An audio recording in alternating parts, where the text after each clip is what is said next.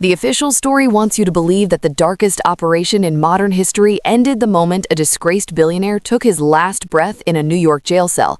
But what if the truth is actually buried in abandoned storage lockers scattered across the United States?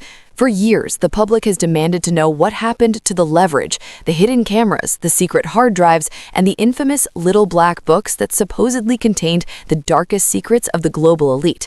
Now, explosive new details have surfaced, revealing that the mastermind behind this twisted empire didn't just leave behind a mansion full of evidence. He strategically hid his most valuable assets away from the eyes of the FBI.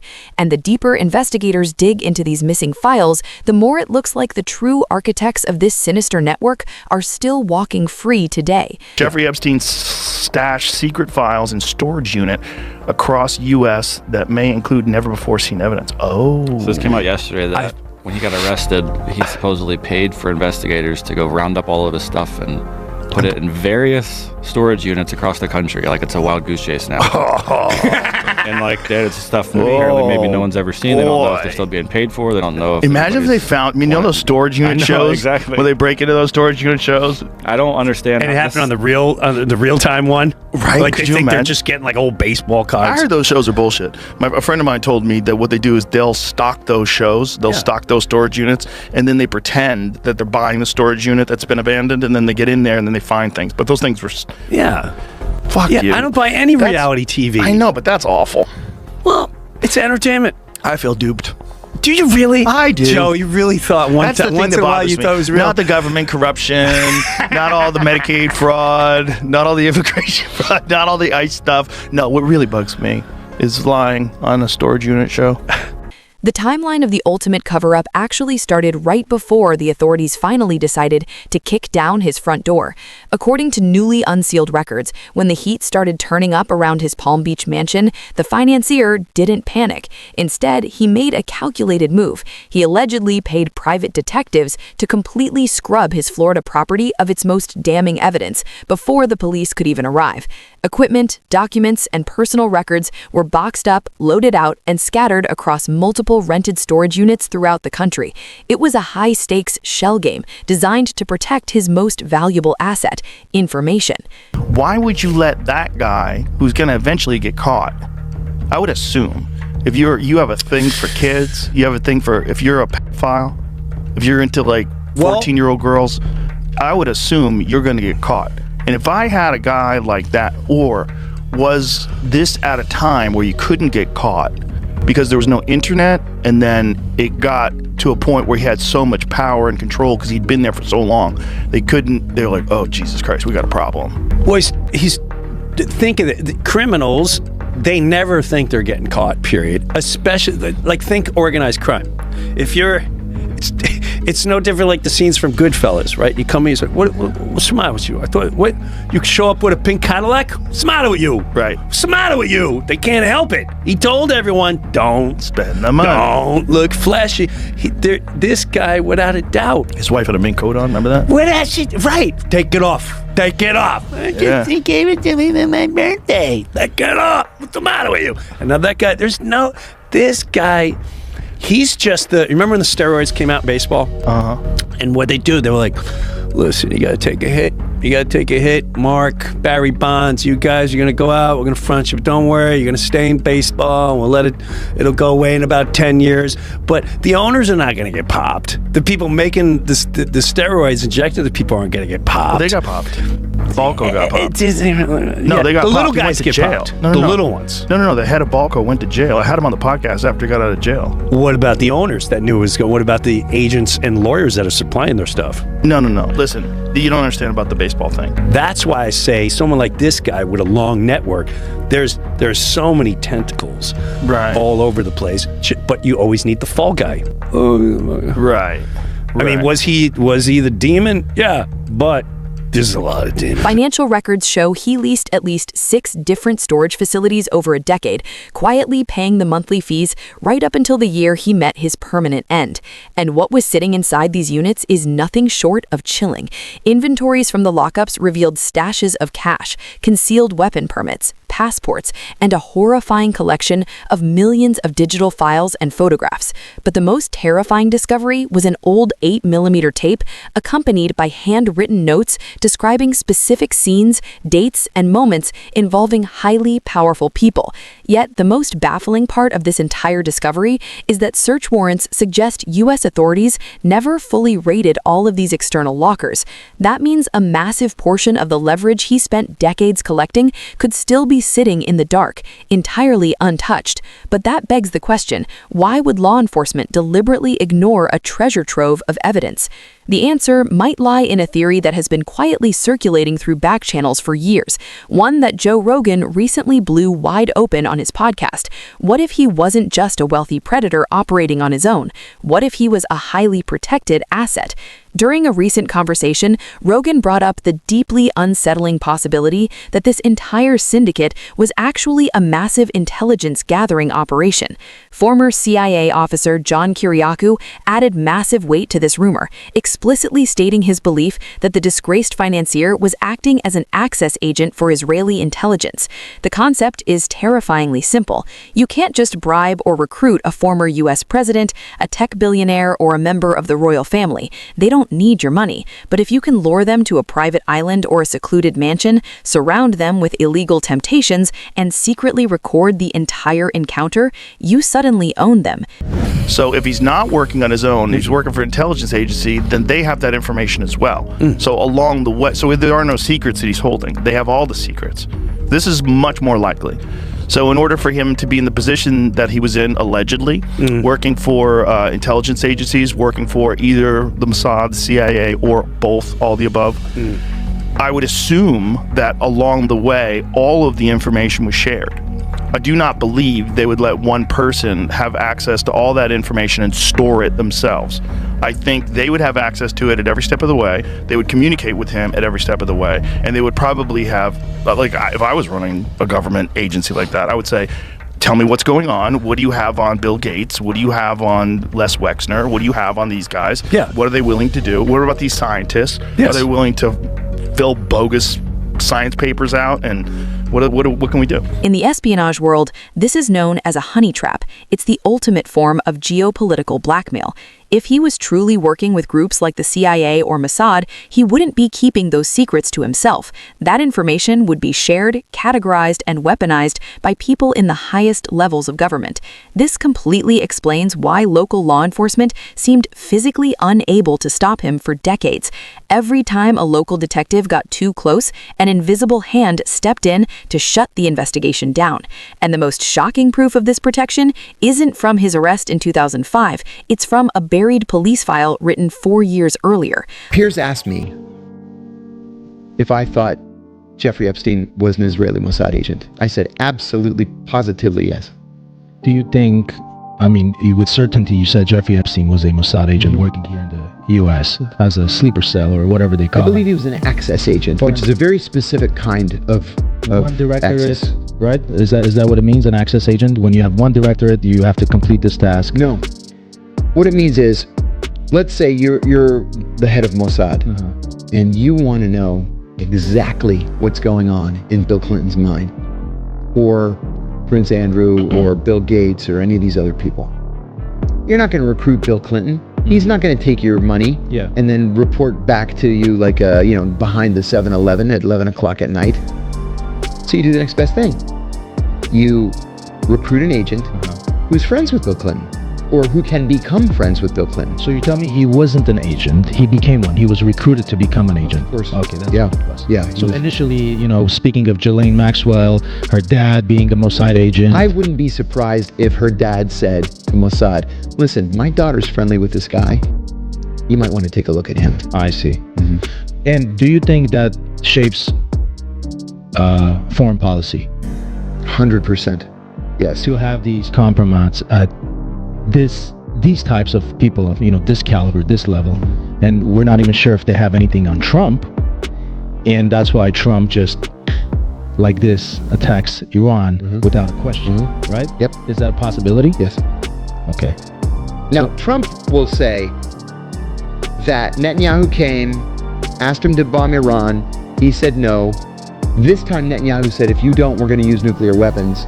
So Trump did the right thing. He did the friendly thing of bombing them with non-nuclear weapons. So he actually saved a lot of Iranian lives. That's what he wants the storyline to be. We have no idea what the truth is. Long before the world knew his name, authorities in Florida already had a perfect blueprint of the dark operation. In 2001, detectives opened an inquiry after students at Palm Beach Atlantic College reported that a wealthy British socialite, Ghislaine Maxwell, was actively recruiting young women straight off the campus. Newly uncovered handwritten notes from a 20-year-old student detail exactly how the trap worked. She was approached out of the blue and offered a supposed secretarial job. When she declined, the offer quickly shifted to a flat rate of $200 in cash. Tonight we've learned the town of Palm Beach police investigated Jeffrey Epstein and Ghislaine Maxwell 3 years before the 2005 case that led to crime charges and a conviction in Florida. A newly uncovered 2001 police report shows students at what was then Palm Beach Atlantic College, now university, told detectives Maxwell was recruiting young women on campus for Epstein. The newly found handwritten notes suggest police may not have heard the full story. Our investigative reporter Terry Parker is here after looking through the documents. She has more. Terry? Thank you, Todd. You know, for years, we believe the first Palm Beach investigation into Epstein began in 2005. But records now show detectives opened a prosecution inquiry in 2001 after Palm Beach Atlantic students reported Maxwell recruiting them on campus. And while digging through the Epstein files, I uncovered handwritten notes from what appears to be one of those young women, describing details far more explicit than what appears in the original police report. It was September 2001 at Palm Beach Atlantic College. A 20-year-old student wrote she was approached out of the blue by Ghislaine Maxwell and asked if she were interested in secretarial work. I said no. What about for $200? I said sure. The student recounted the job quickly escalated into giving Jeffrey Epstein massages, describing all over touch of her body by the pool, in the kitchen, and upstairs where she says encounters became more intimate. Her reflection? This is how rich people live. Beautiful naked people around. In December 2001, Palm Beach police were referred a case from West Palm Beach police titled Epstein Prostitution. The report states Maxwell was hiring young, beautiful, unmarried women, getting them from the PBAU campus to answer phones at her Palm Beach mansion. 3 students told police Epstein touched 2 of them inappropriately, and that Maxwell wanted names of other girls because she needed a large pool to call. Detectives conducted surveillance, pulled trash, and subpoenaed phone records. 4 months later, after interviewing 3 women who confirmed they worked at the mansion and observed topless women and frequent massages, detectives concluded, although it appears as though unusual activity is occurring at this residence, at this time, no illegal activity has been reported or detected. The case was filed as intelligence only. During a recent episode, Joe Rogan and his guest pointed out that the official autopsy report makes absolutely no sense. According to the medical examiner, the body found in that New York cell had a prostate that was slightly and diffusely enlarged.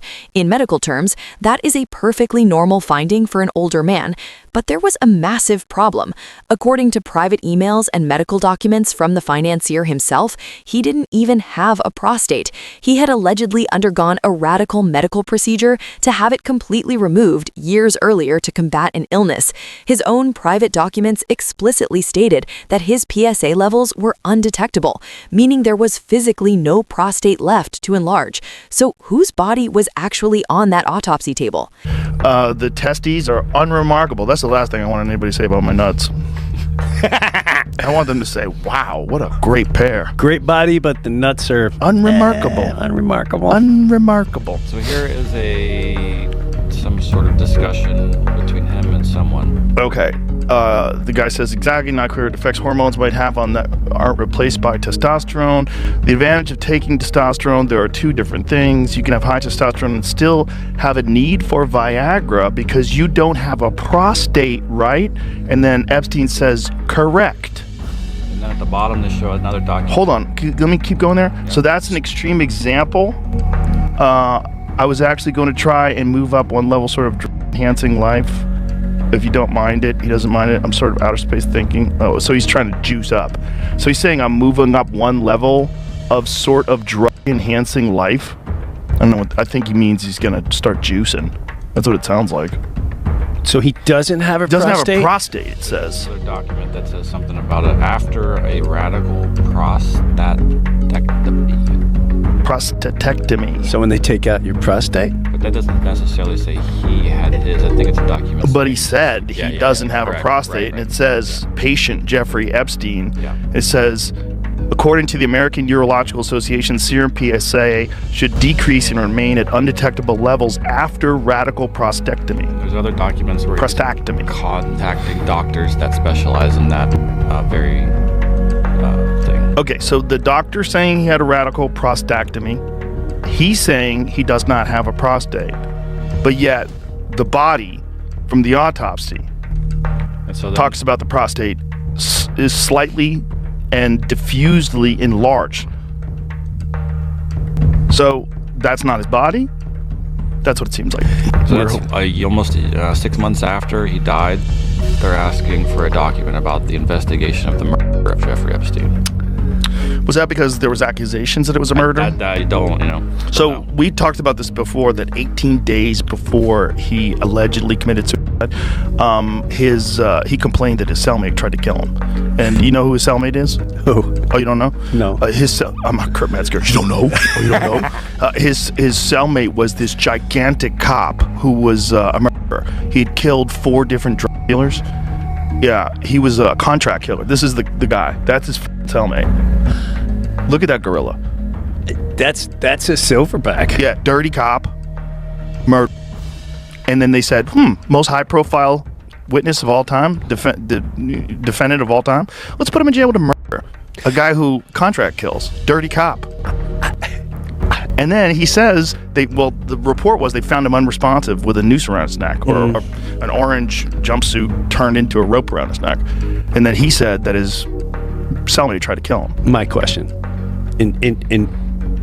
Does anyone really believe he was in a jail cell? Because I know if I had the guy that can unravel entire government dynasties and take down an entire system, the last thing, dude, he's somewhere about 3 miles underground with maybe a ball in his mouth with electric rods. Or he's in Israel sipping Mai Tais. Correct. Either place, it's like, that video you said, you sent this on a runaround. We're gonna ask you one more time, or then we're gonna laser off your nuts. I'm telling you right now. I doubt they're doing that to him. So he's either in Israel, like you said. If they had that, they would just get rid of his body. This horrifying discrepancy completely shatters the official narrative. If the medical records don't match, then the story of his final night in lockup is a complete fabrication. Is there any video of him in jail? Are there any photos of him in jail? I've never thought about that before, but what you're saying is a good point. If